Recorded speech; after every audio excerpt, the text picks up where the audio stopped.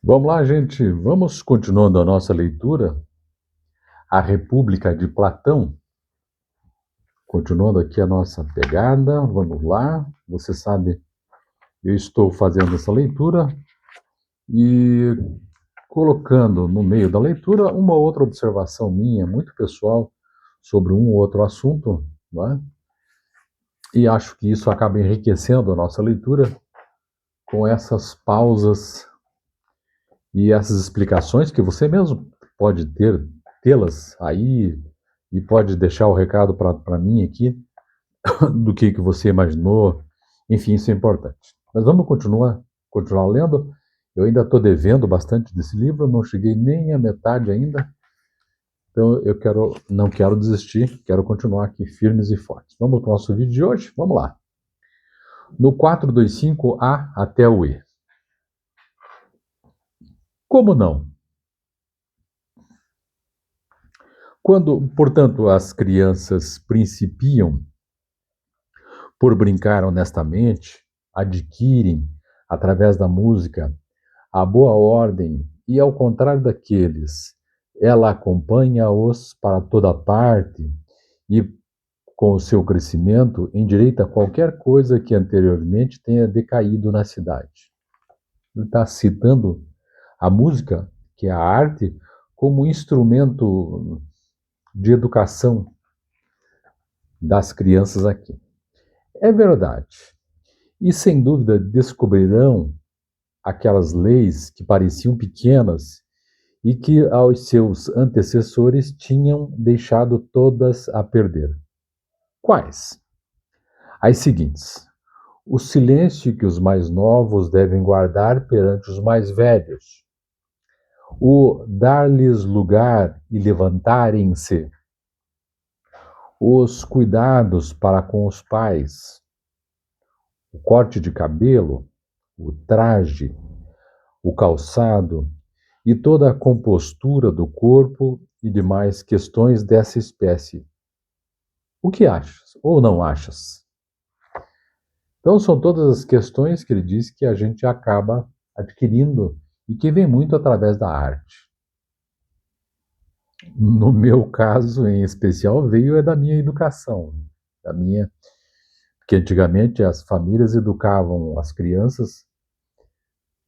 E é muito interessante isso, porque muito mudou, né? Agora a criança é o centro de uma casa.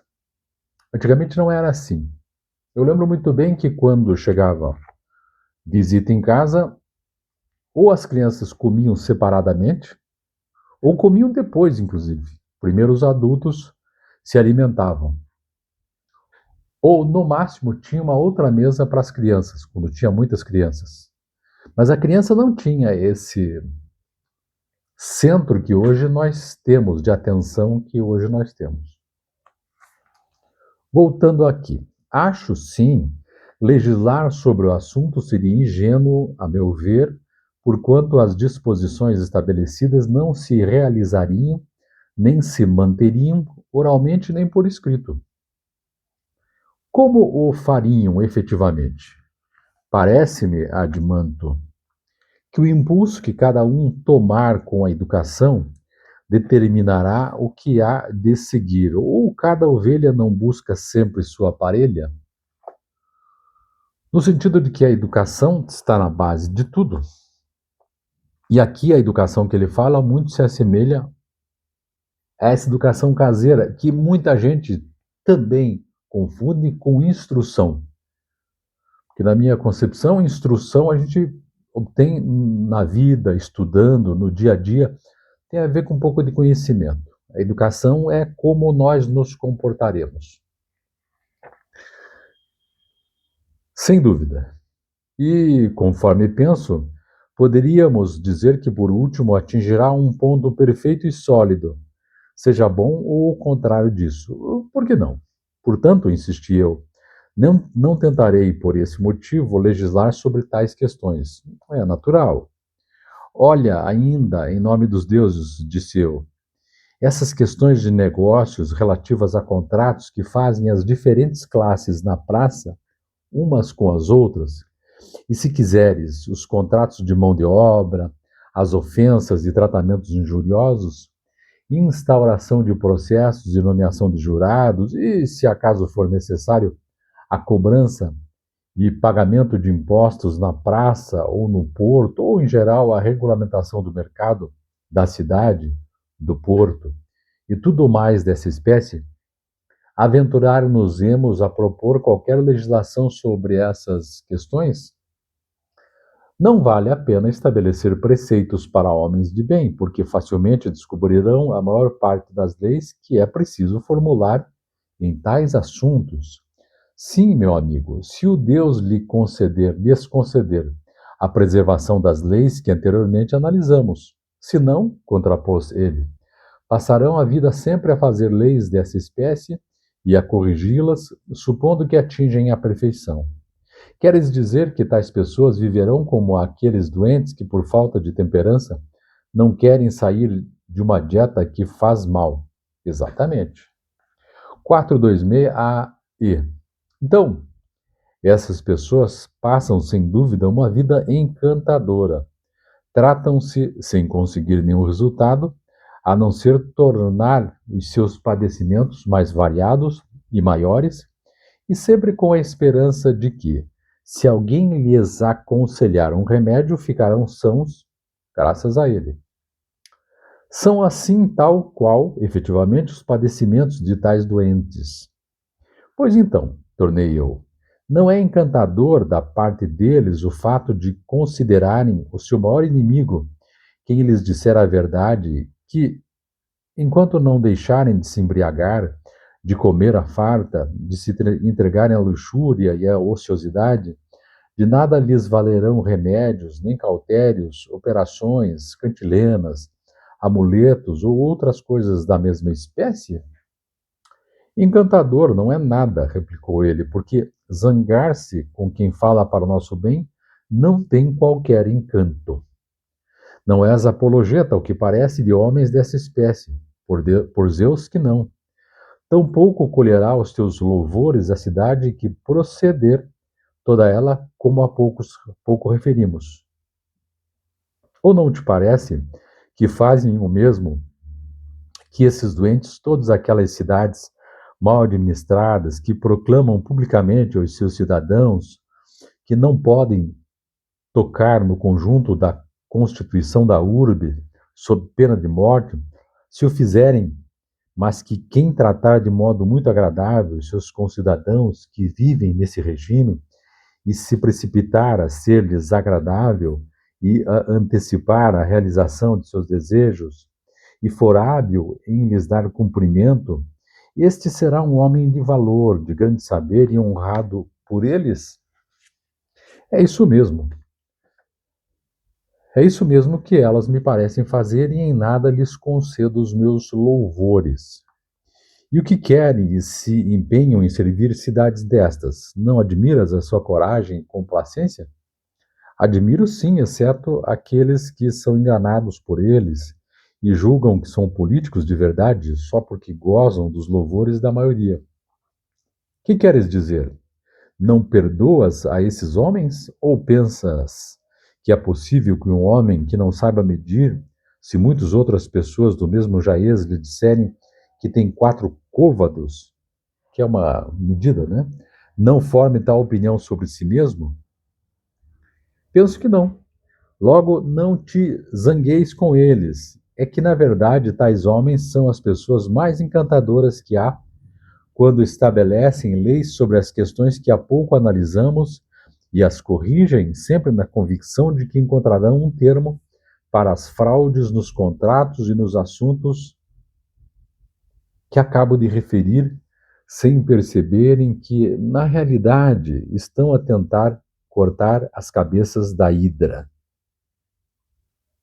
A hidra é aquela cobra venenosa com muitas cabeças, né?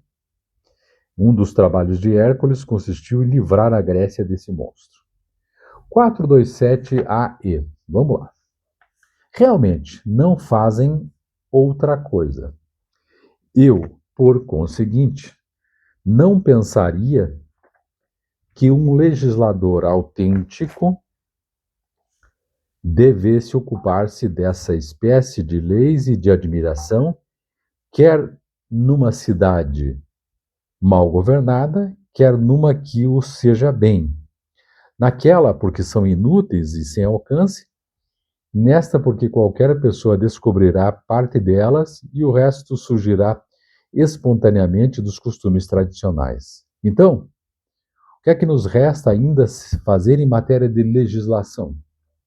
E eu respondi: a nós, nada, mas a Apolo de Delfos competem as mais elevadas, mais belas e mais importantes das disposições legais. Quais? Perguntou ele. A edificação de templos, sacrifícios e outros atos de culto aos deuses, divindades e heróis, e ainda a sepultura dos finados e toda a assistência que deve prestar-se-lhes para tornar propícios os que estão no além. Sobre esses assuntos nada sabemos, e ao fundarmos a cidade, e ninguém mais obedeceremos. Se tivermos senso, nem seguiremos outro guia, senão o da nossa pátria. Pois, sem dúvida, é este Deus que, em todos esses assuntos, é o intérprete nacional para todos os homens quando profetiza sentado no Onfalos, no centro da terra. Dizes bem, e é assim que se deve fazer. Temos, portanto, a tua cidade já fundada, ó filho de Ariston. E agora, depois disto, repara bem nela. Arranje em qualquer parte a luz suficiente, chama o teu irmão, Polemarco, e os outros, para ver se conseguirmos descortinar onde poderá estar a justiça e onde a injustiça, em que se diferem uma das outras, e qual das duas deve possuir quem quiser ser feliz, quer passe ou não despercebido a todos os deuses e homens. Falas sem sentido, disse Glauco, pois prometeste que tu é que havias de investigar, a título de que não seria piedoso da sua parte não socorrer a justiça com toda a sua capacidade. Lembras uma coisa que é verdadeira, e assim se deve fazer, mas é preciso que vós ajudeis. Assim faremos. Espero, por conseguinte, prossegui eu, descobri-lo neste modo. Creio que a nossa cidade, se de fato foi bem fundada, é totalmente boa. É forçoso que sim. É, portanto, evidente que é sábia, corajosa, sensata e justa. É evidente. Logo, se encontrarmos nela qualquer dessas virtudes, o que resta será o que não encontrarmos. Claro. E assim nós terminamos mais esse pequeno vídeo, ressaltando aqui, que me chamou a atenção, claro que a leitura ainda é um pouco truncada, esse livro A República, a gente costuma dizer que é um livro de conceitos não fechados, porque eles fecham o conceito, voltam, abrem, rediscutem, né? Mas a respeito de certas virtudes que os governantes devem ter.